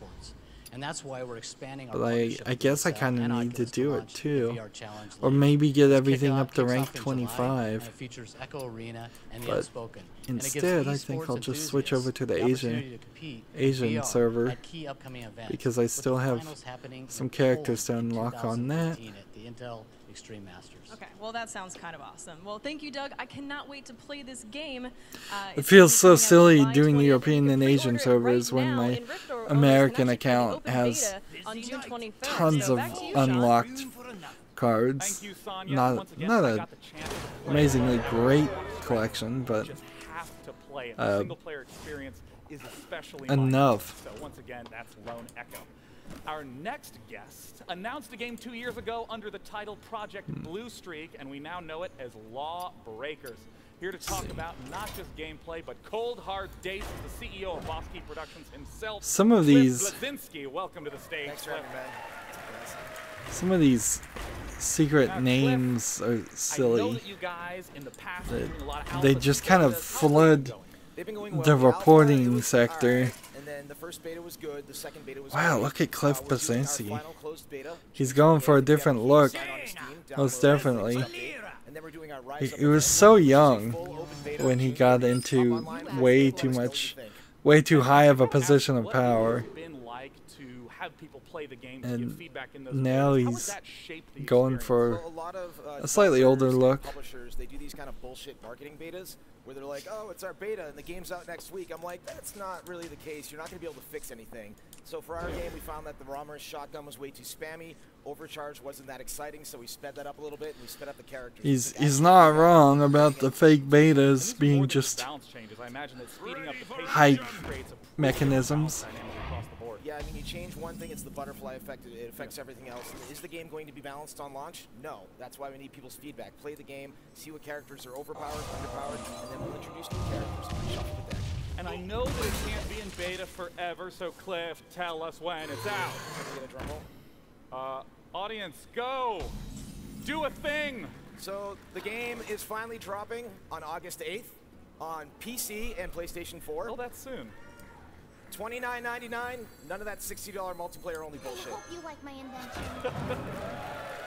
So, and if you he found an interesting way to say, we're charging you $30 for a multiplayer only thing that some people might try to argue for a multiplayer only game. It should be potentially free to play like Overwatch with just unlocks and cosmetic unlocks. Or if it's just going to be a multiplayer game, maybe it should be closer to $10, $15, $20. Ready for another one? I'm like, I just need a minute, man. I'm shaking over here.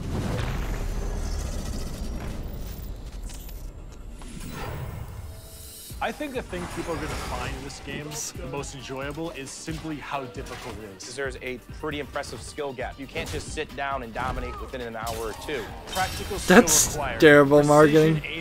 I think people are going to enjoy that our game is incredibly difficult. Is it Dark Souls? No? Well then no, people aren't going to enjoy that. Press you, and if you don't keep on top of it, you're just going to get blown off the map.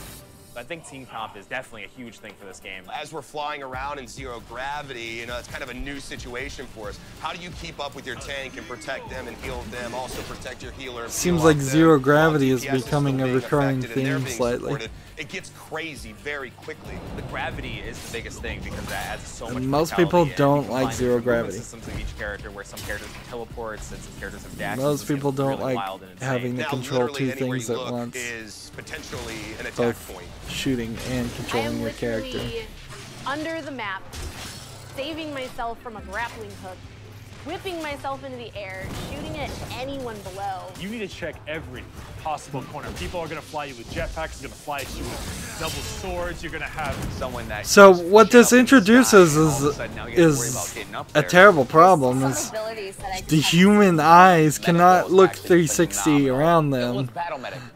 So even if you have the highest of high field of views enabled on your PC, you still aren't going to be able to see the things behind you. And if somebody can fly around in zero gravity and be at any angle, any direction, it's gonna just be a horrible experience for everybody except for the best of the best professional players. And even the best of the best professional players are probably going to play the game in crazy ways where they've key binded a button that has them do a 360 spin and Just look as a all reminder, around. That Ballin Intel PC is still up for grabs. Don't miss out if you forgot. This bad boy is running an i7 7700K I would processors, suspect lot that of there's settings in a there. significant An number of NVIDIA people that are GTX going to 1080 apply is worth more than to $2,500. win that. You do not want to miss out. Head over to But I'll try. Why not? PCGamingShow.com I've already given them my and put in your information. account information run probably prices at max dozens settings. of What times do you think, Sean? before. I think it can, Sonya, and I also think that it can run our next title. I am a master of transition. Oh, that's Our next really bad. game is from Chucklefish, the wonderful folks who helped bring you Stardew Valley and Starbound. Let's take a look at their upcoming game, Wargroove. Did Chucklefish make Stardew Valley, or did they publish it? I mean, the way they phrased that, they probably just published it.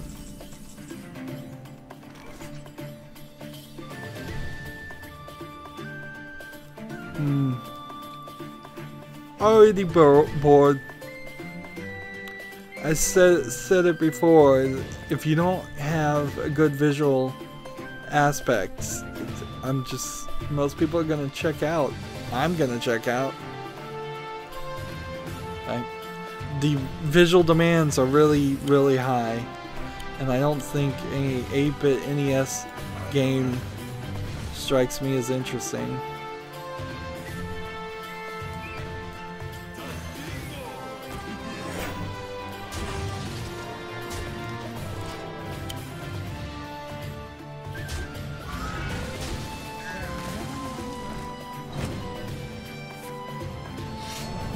I'm hearing some kind of clicking a couple of times. I don't know if that's the game or if somebody's just playing with a lighter and their mic isn't muted.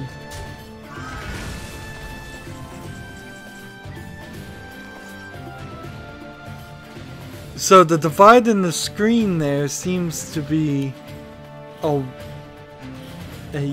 maybe effect-based systems where one character might be better in one area and some enemies might be weaker in certain areas. Today, we're not just going to get a chance to talk about the game, but we'll be seeing the editor in action. And it has some kind of editor into it, which probably dictated the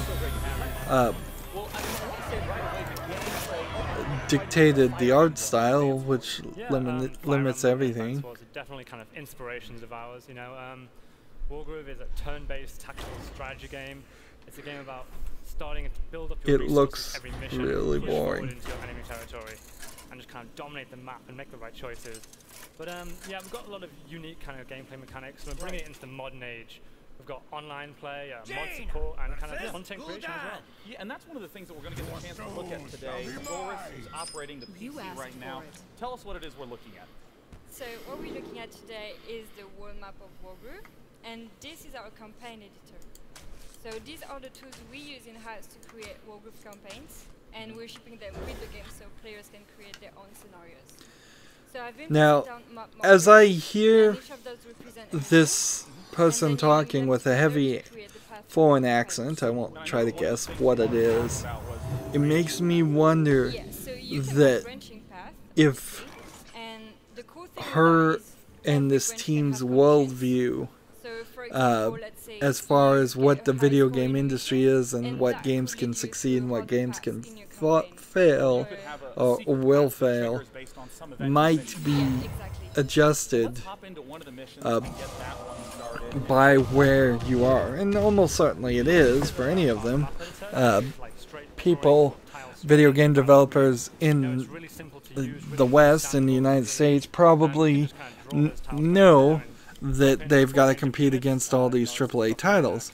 If you are, for example, in a country where a lot of the English-speaking AAA titles don't come, or aren't as popular, you might think, heck, I could make something like this game and it could actually succeed.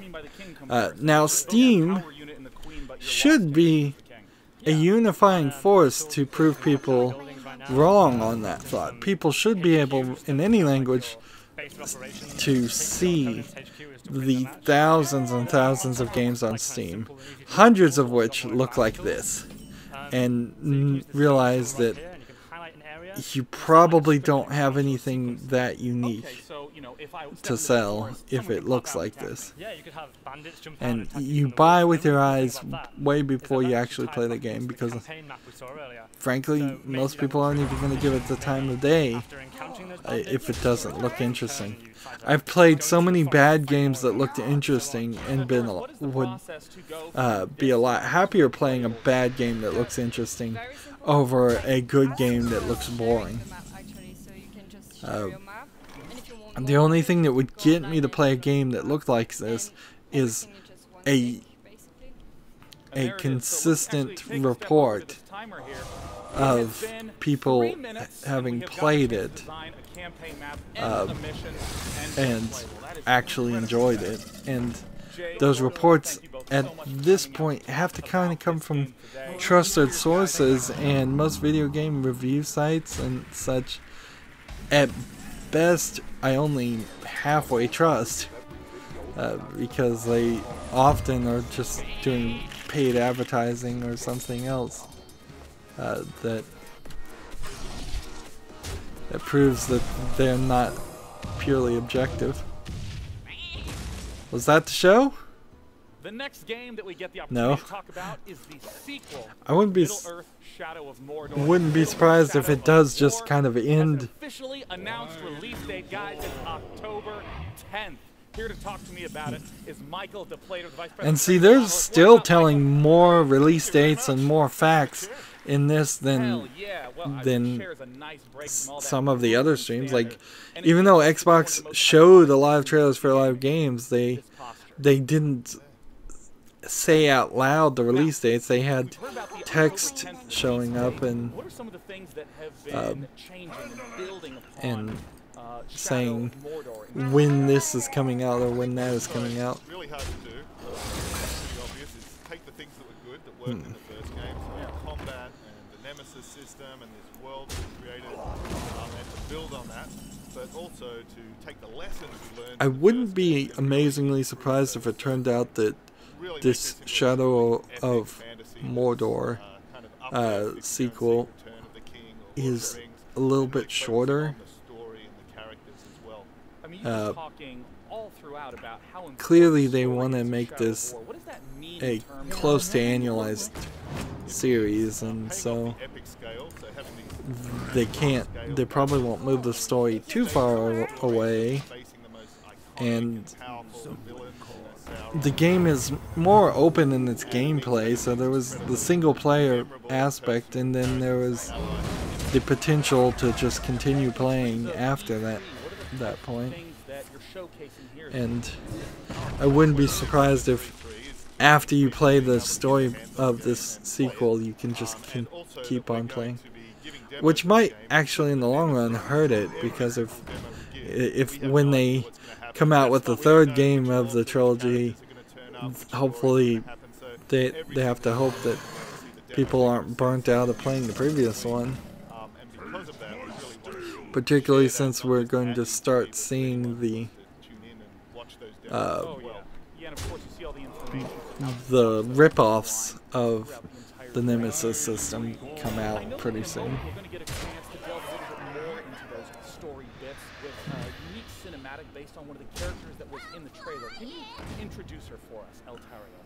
Yeah, so she's one of the new characters we're introducing into the world. They did introduce a couple of characters in the previous game and the DLC for the previous game, and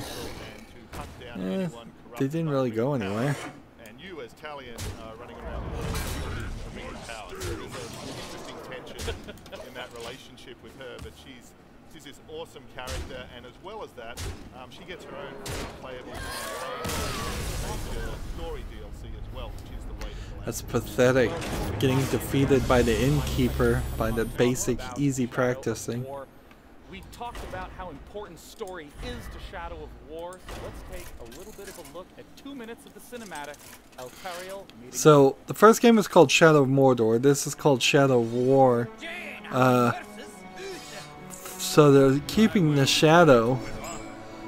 I wouldn't be surprised if at some point they just tried to spin it off completely away from the J.R. Tolkien style completely and came out with something Shadow of something else. And yet you live. What's that like? To die and live again? Do you feel pain? Do you suffer? What of the city? Of the Palantir? The Nazgul have taken both. They belong to the Dark Lord now. Like, I could see setting a game like this in a completely different world, or just a fantasy world. Your rings are the cause of all this, Elf Lord. You can see him. I see him. Who are you? I'm the Blade of Galadriel. Since when does Galadriel work with assassins? Great threats make for unlikely alliances. You know this better than most. Now tell me more about this ring. We crafted it to defeat Sauron. The Nazgul will be drawn to the power of the ring. We cannot let it fall into Sauron's hands. The light of Galadriel, give it to us! Stay your hand. My light will protect us, but it will not leave my side. We must move quickly.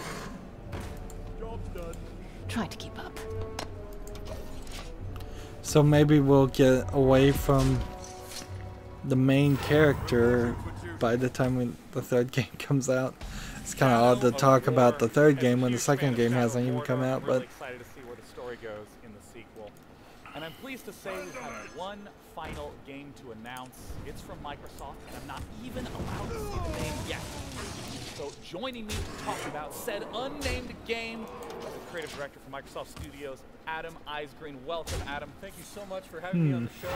Love being here. it'd be a little odd for Microsoft to not announce something at their own conference. I am coming up on my 25th year making video games. So yes, you can actually make a career out of being in games. One person can. And you know, I got my start in the DOS days. Remember DOS? Like, oh yeah, dude, I played Zork all day. So I got my start in the DOS days doing role-playing games, D&D games.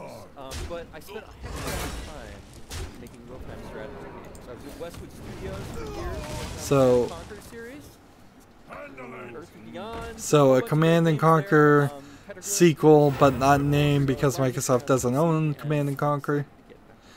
Not like EA did anything with it. Homage to those roots, and I'm still not going to tell you what it is, but I know you're curious, so let's. But this seems like Halo Wars too.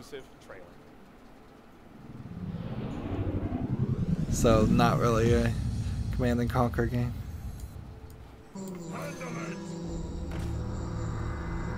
That doesn't look like Halo Wars 2. But this must be just a new IP. Unless it's Age of Empires, which I think it is. I think that's the name that Microsoft owns, is Age of Empires.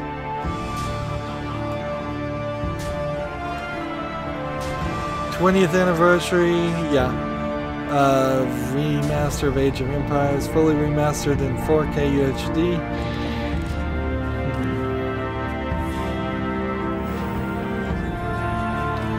New zoom levels, yeah, you're gonna need new zoom levels at 4K.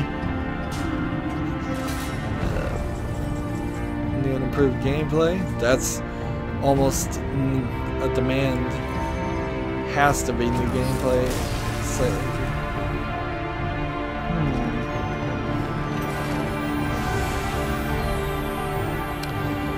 This is probably one of the most interesting conundrums as an offer. This is what I think they should have done in some of the other streams for EA and Bethesda, is go into your old games and either remaster them or just re-release them with minimal work. But is it an online game? Oh. No, you lost me. You lost me. It's an online game. It seems. Adam. If I can't install it through Steam, I'll say no, but or if it's an online game, I'll say no, but slightly interesting. Of course, you probably won't get a free upgrade if you already own Age of Empires. You're gonna have to rebuy it. Probably fair enough, considering it seems like they've done a decent amount of work on it.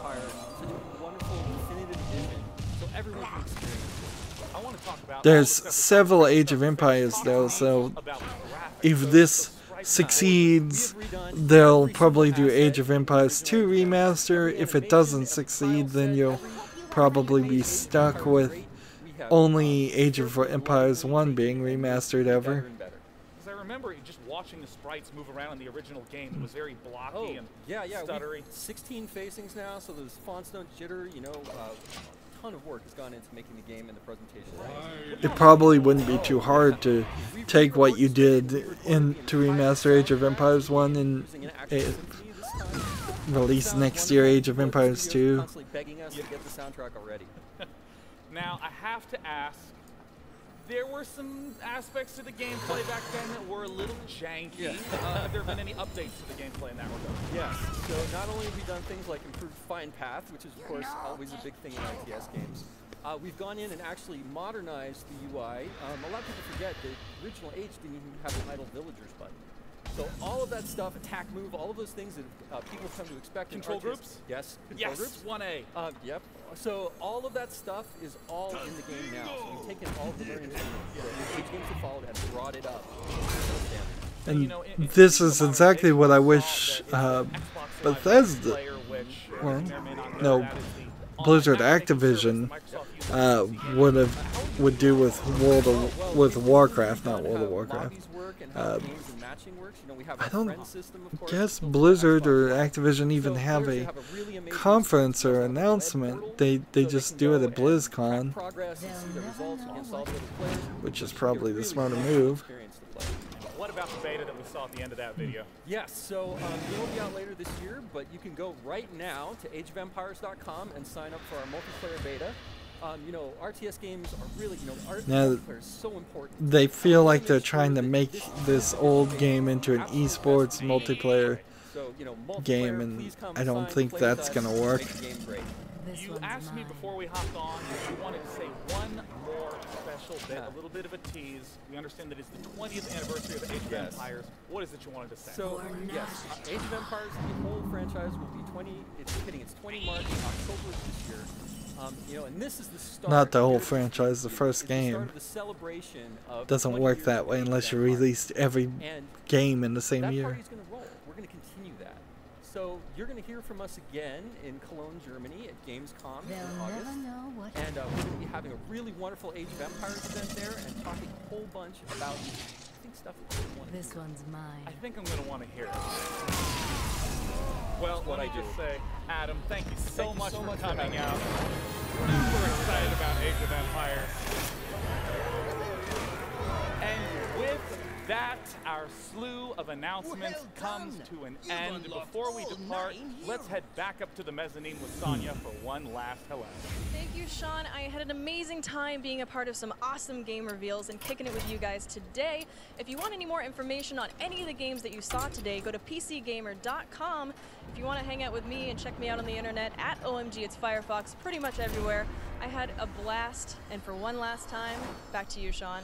I have to applaud at least Day 9 and OMG It's Firefox promoting themselves and doing a good job versus most of the other streamers in the others on the other shows where they kind of just showed up and were used for brief reaction clips of like, oh my god, that game is so great. It is an absolute pleasure to have your support. here, these actually, those two that we've been watching here feel like actual actors and capable of presenting. Because we're gamers at heart, and we hope that you too enjoyed what we had to share with you today. And as crazy as it sounds, E3 starts tomorrow. Always create more. So we hope that you get the chance to get your hands on some of the titles that were announced in the last week that you're pumped for. This is also very weird for me, as somebody who's just watching the streams and isn't actually at E3. It ends today for me, but for everybody else who's actually there, they it just starts. So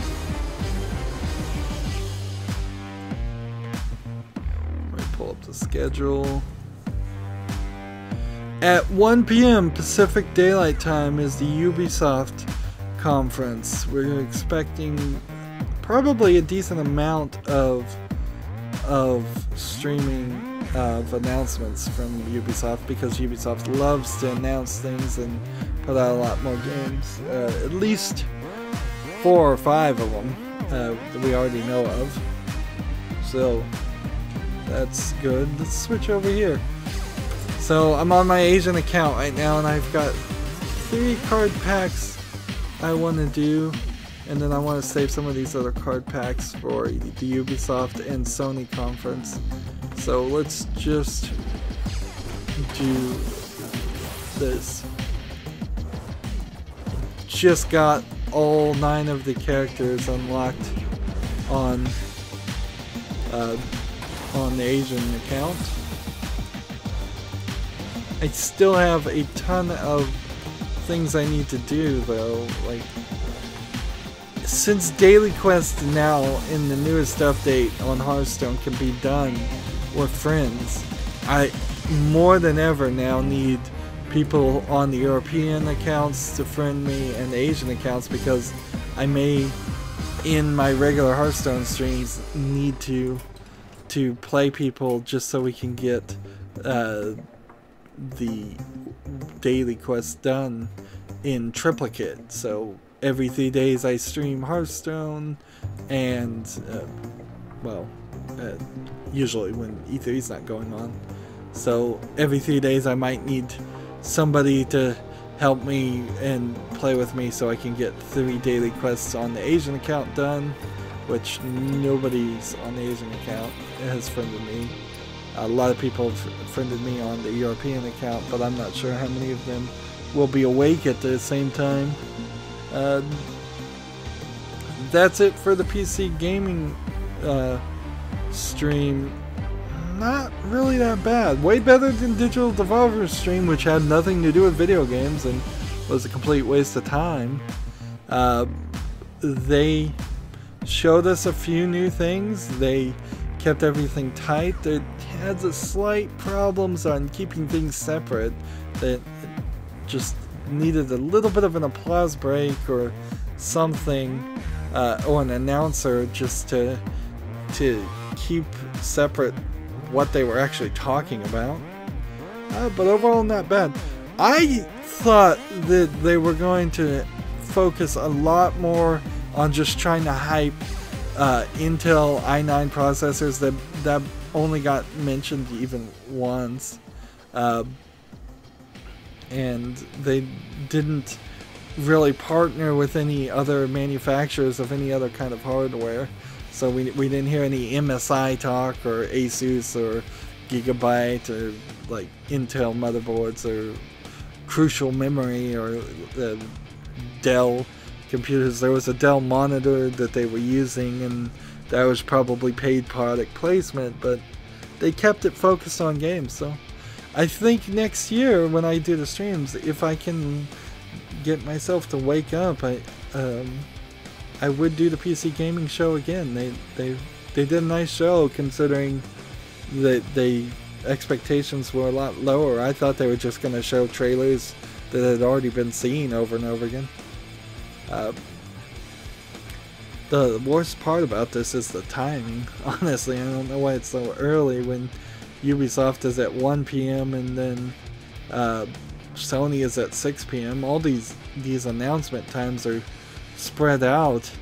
I don't know if that's because they're in the same conference room and they're clearing out the conference room and cleaning it, or if it's because there's other conferences or announcements that are happening that aren't being streamed, or what. Anyways, that's it for this stream. Come back at 1 o'clock Pacific time, 1 p.m. As always, I ask you to like, share, subscribe, comment, and watch every second of my videos, because all that helps me out and tells YouTube that my videos are worth watching. When you subscribe, click the notification bell to get notifications so you know when my next video is available. If you want to friend or follow me on Facebook, Twitter, Tumblr, Google+, Steam, or Battle.net, all of those links are down below in the description. Thank you for watching. Have a good evening.